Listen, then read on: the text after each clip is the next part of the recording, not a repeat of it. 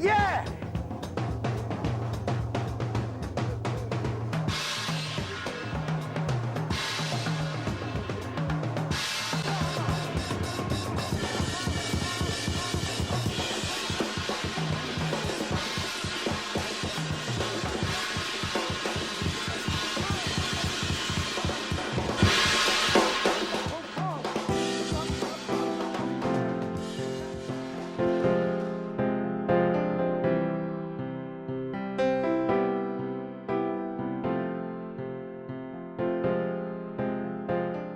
This has to be my very favorite portrait of Leo.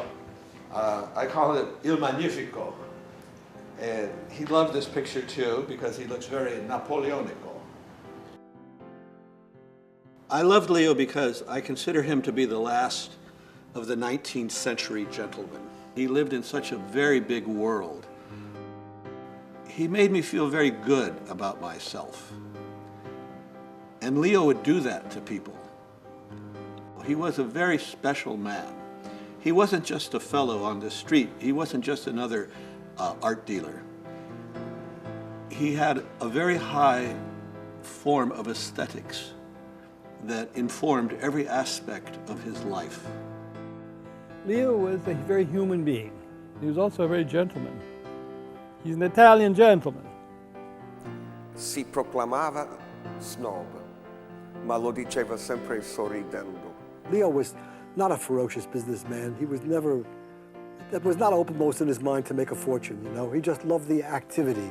He loved the action. He loved the personalities. He loved the environment, right? He loved the arts. Business was secondary. Leo had a sense of humor, but he never told me many jokes. Leo was an ambassador, almost a cultural ambassador to the world, and he was I don't know if you knew him, but he was an extremely elegant and charming man. Very, very intelligent. Leo wasn't a commerçant. What he was kind of a European aristocrat and intellectual. He was born in Trieste. Trieste è l'immaginario. Castelli è stato un esempio, forse unico, di un triestino che ha saputo trasformare l'immaginario in qualcosa di molto solido. Un uomo apparentemente nelle nuvole, o apparentemente solo intellettuale, o apparentemente solo legato alla letteratura mitteleuropea, che riesce a diventare il grandissimo mercante.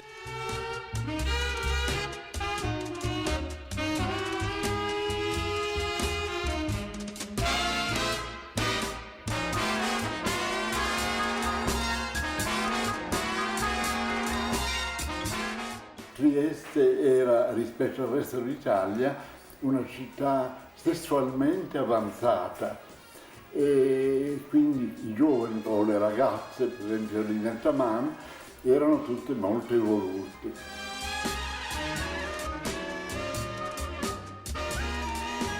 C'era una maggiore libertà rispetto all'Italia. Non dimentichiamo che eravamo ancora quasi imperiali allora.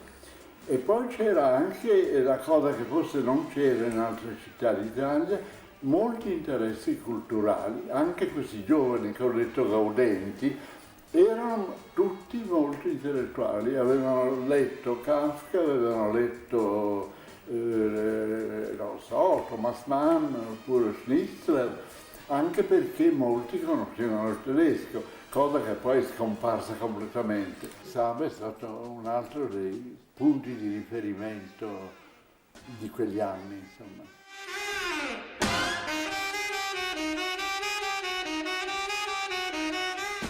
L'eleganza non è mai troppa, però nel caso di Leo il suo interesse per il modo di vestirsi e di apparire, quindi una certa esibizionismo di moda, era importante, era molto importante.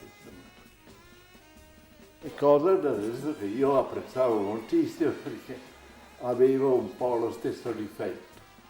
Il giovane Leo Castelli aveva un atteggiamento di un'adolescenza anche prolungata, in cui lui considerava il mondo commerciale, quello che è il vero cuore e anima di Trieste, era una cosa non degna di lui, proprio come un personaggio in un romanzo di Italo Svevo, La cosenza di Zeno, oppure Una vita, in cui il giovane Alfonso va in ufficio alla banca che diventa una tortura quotidiana, mentre che sogna di filosofia e di letteratura e poesia.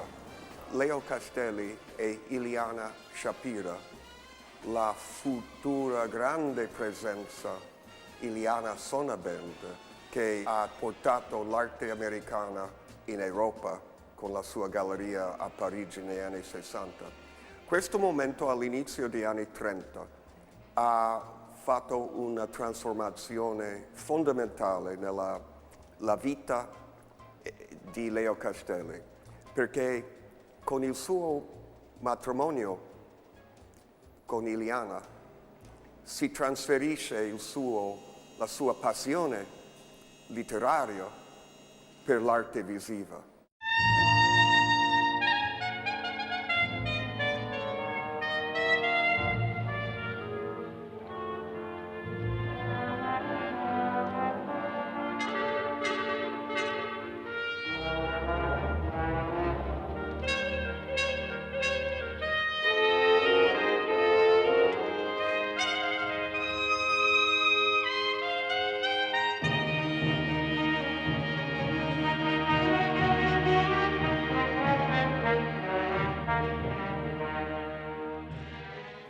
Leo Castelli è l'ultimo della generazione di immigrati europei come De Kooning, Rothko, che arrivano in America come fuga dall'Europa. Castelli arriva non come fuga, ma è l'ultimo di questa generazione di espatriati molto legati all'Europa da un punto di vista di sensibilità. Però diventa, arrivando in America, il vero primo gallerista, dealer americano. Castelli arriva qui, trova Sidney Janis, che è il suo predecessore, il gallerista che aveva mostrato i grandi espressionisti astratti, e fa il salto verso quella che poi diventerà la pop art. Leo liked me as a person, and I don't think he thought he was going to ever be able to make any money off my work. But he had artists in the gallery like Warhol, Rauschenberg, Judd, Flavin, Rosenquist, all of the pop artists and some of the minimal artists, Stella, that he could make enough money of.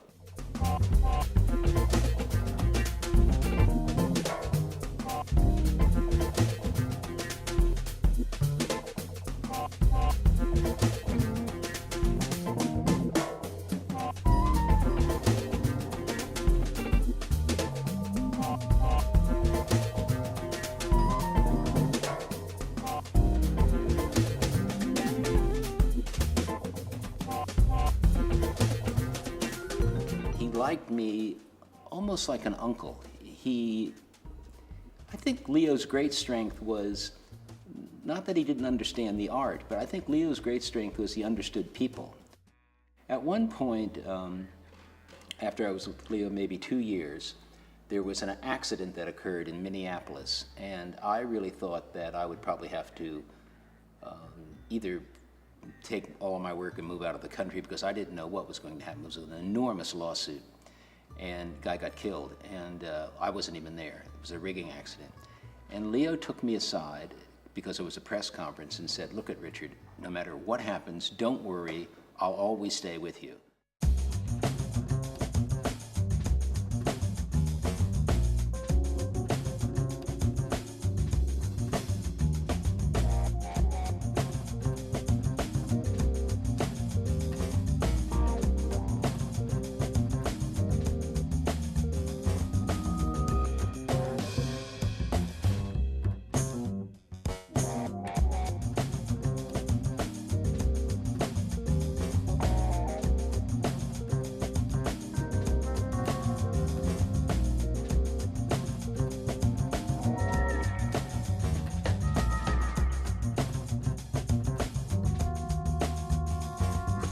I joined his gallery, but my first show was with his ex-wife, Ileana Sonnabend. So my first show with, I call it the Castelli Group, was in Parigi, and I had a marvelous time. And that's when famous artists were all alive. Miro came to my show, Giacometti came to my show. I had a big party. Pierre Lashinsky came, Edward Jaguar, the neo-surrealist Pope came, Mary McCarthy, Aaron Copland, the great American composer. I was blown away. So that was 664.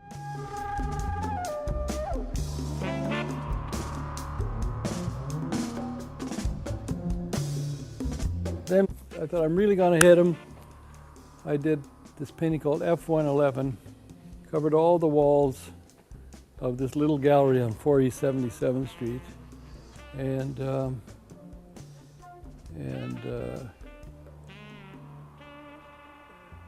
I kept thinking I was going to sell pieces of it.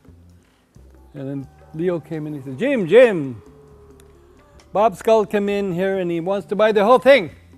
So Bob Skull bought the whole thing. It was in the front page of the New York Times. It says, this painting needs a hall, not a wall. And so subsequently, the painting was shown all around the world. It was shown in Rome.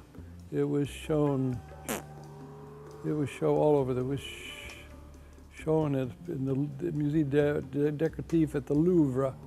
It was shown at the Metropolitan Museum in New York. It was shown all over. And Bob Skull kept it for a long time. The painting was sold to Dick Jacobs in Cleveland, Ohio, for $2,090,000 at auction. And then the Museum of Modern Art, I think, bought it for $5 million.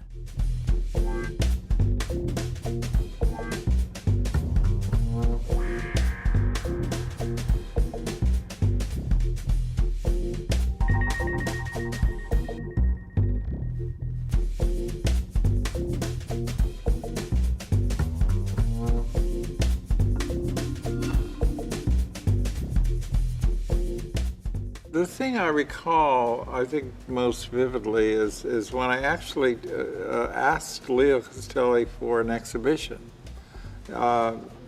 This is probably something that artists don't forget easily, is when they approach a gallery they really admire and try to get them to become their gallery. And this happened in the early 70s for me. And I had been showing with John Gibson, which was a good gallery then for conceptual art. And Leo Castelli, we all remember him when we were younger as being the propagator of pop art. And pop art was a very media-driven movement. It had a lot of glamour associated with it. People like Andy Warhol and others really created a tremendous amount of attention. And it's this attention that Leo Castelli embodied. So when the 70s appeared and pop art began to fade a bit into the shadows, although it never really did, and conceptual art began to move into the forefront, there were a number of galleries that jumped into conceptual art quickly, and he was one of them.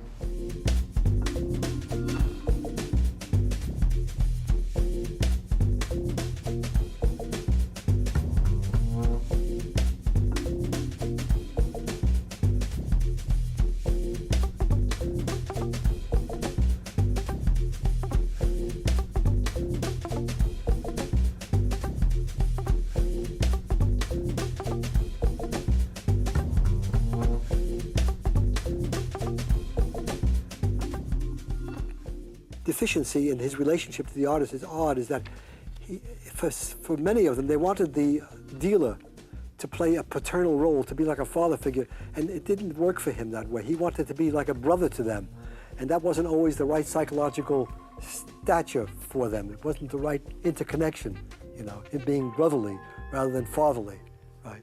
And I think in the case of Rauschenberg and Johns, they very much wanted a father figure to be near them, and they latched on to certain of the collectors who played that role for them.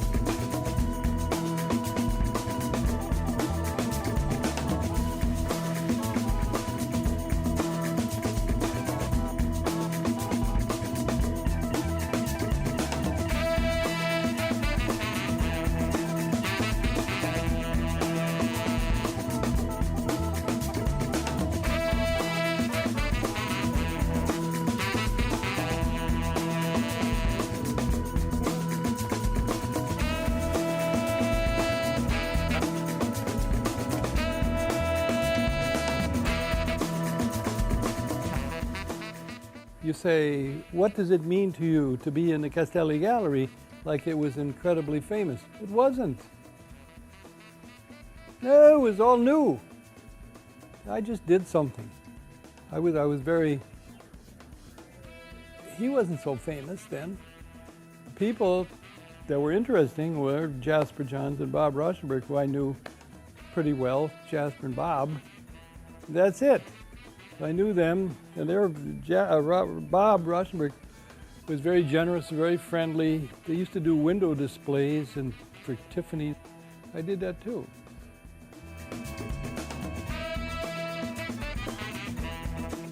So I thought, wow, this is nice to be in a gallery with them. That's nice. Nice place, uptown, 77th Street. It's better than 10th Street. 10th Street was another area of new people. The 10th Street Art Galleries down there, the Brada Gallery, and oh my God, a whole bunch of galleries downtown. But going uptown meant something. That was prestigious, you know, but life was simple then.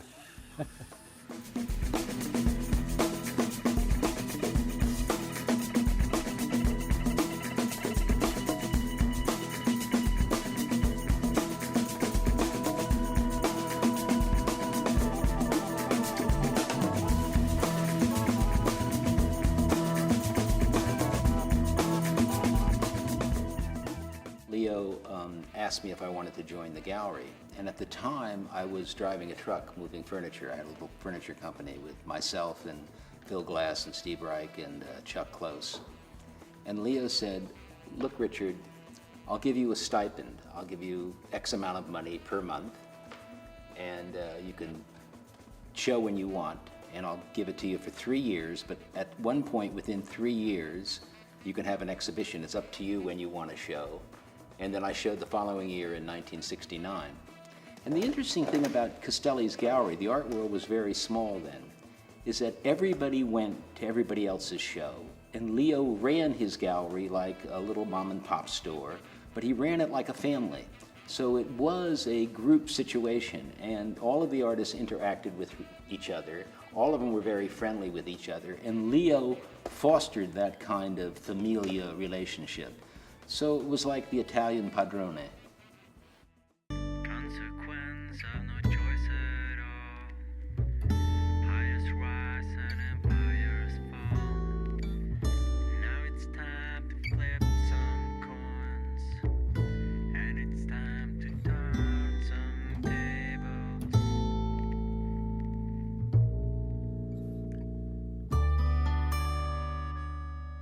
Of course, he made some great discoveries of the pop artists when they were young, but he maintained an incredibly close rapport with Roy Lichtenstein. They were very, very good friends on the highest level of aesthetics. And when Roy died, I saw a part of Leo that I had never seen before. The only times that I can remember Leo being vividly angry about something was once when First year when Frank Stella was exhibiting at the gallery after his first show, he was dressed in a very bohemian manner, you could call it hippie style. And he had no front teeth in. He was not wearing his false teeth that day. He was sitting in the back room of the gallery on the floor. And Leo came out from his office and said, Frank, you can't sit here like this. You can't. You have to put your teeth in and get up and sit on a chair. You can't hang around like this. I remember being very upset like that. Aveva un gusto per la mondanità, e questo era anche vero.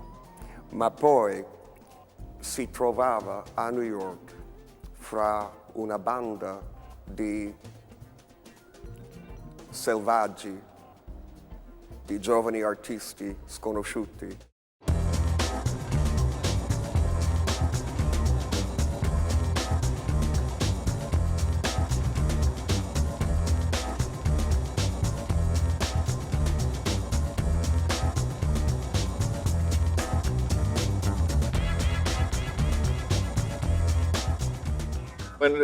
I think Leo Castelli's heyday was obviously Soho.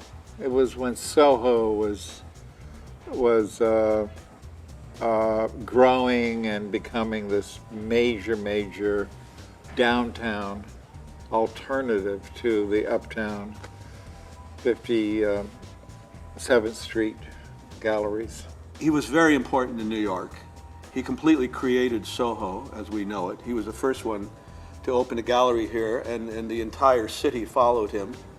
And this means a lot of things. This means also that the prices of real estate and the boutiques and the tax base, what we call all these taxable businesses, Leo created an economy through his vision.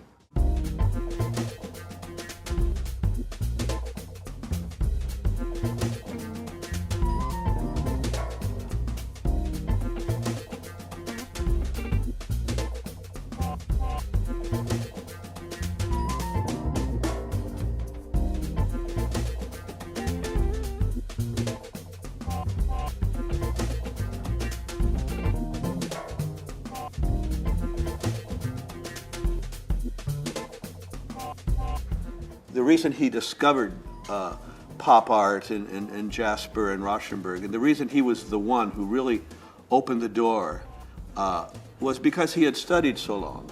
We have to look at the history of art. We know that until the Venice Biennale of '58 or whatever it was, that art was in the hands of Europe. The art center was in Europe, and that Leo just took it and brought it after the Venice Biennale. America, New York became the center of the art world. Leo had more charm and more appeal, and he showed better work than the other dealers, you know. And so, among the collectors with the most visual acumen, people with a high level of perception, realized that he had the kind of adventurous spirit to identify artists of consequence, you know. And it led to a measure of success. It was a strenuous time to begin with, you know.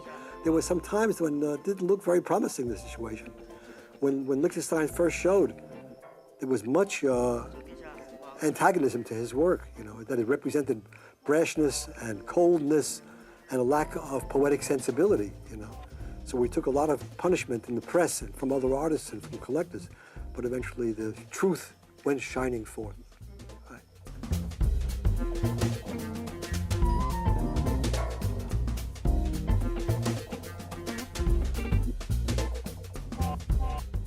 Leo was remarkably patient with the small group of collectors. Were a fairly eccentric brood to begin with. Some of them were kind of vivid, pretentious, and even sometimes very vulgar people who had remarkably good visual judgment, you know. But he was remarkably tolerant of them and always patient with them. There were some ferocious negotiators among them, and he was always very patient, you know, and never spoke badly of them.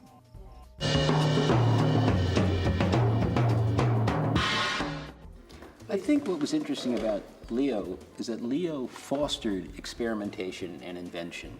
He didn't foster production. So what Leo would do is he would take a couple of artists who he thought shared a similar language, like say Robert Morris and Judd, and Flavin. And he would put together those people in a group, and then that would filter down to become something like minimal art. Or he would take Lichtenstein and Warhol and Oldenburg and put them together, and that would become pop art. Leo had an understanding of kind of grouping historical imperatives.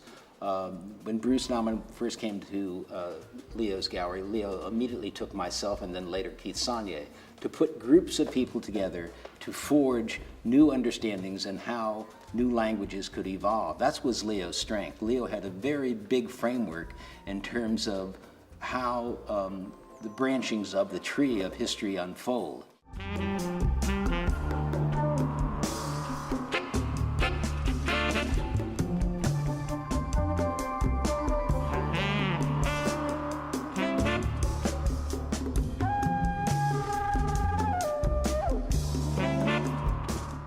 But I never thought that Leo thought he would become a global dealer. On the other hand, Leo's import in terms of Europe was that he was the first dealer to take his artists to Europe. Rauschenberg won the Biennale, and he spoke several languages, and he had a network in Europe. And so all of the Europeans understood who he was. He was almost like a cultural ambassador.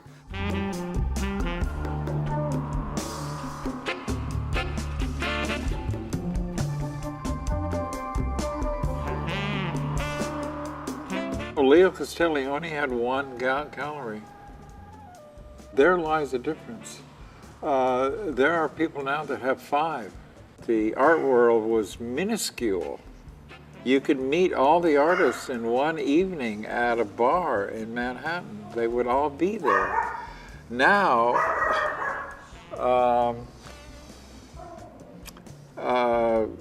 you could never meet them because they exist in all these other countries, including China. So we aren't going to go there for a weekend.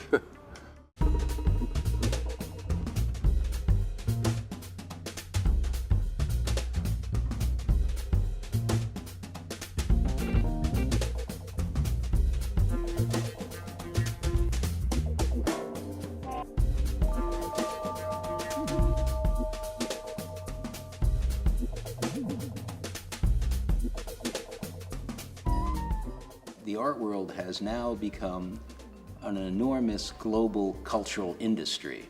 And at that time, it wasn't that. When Leo died, I was at his deathbed with Jasper and Barbara and Jean-Christophe. And I realized that an era had come to change now. With the passing of Leo, the art world was going to be different, and it has. It is different.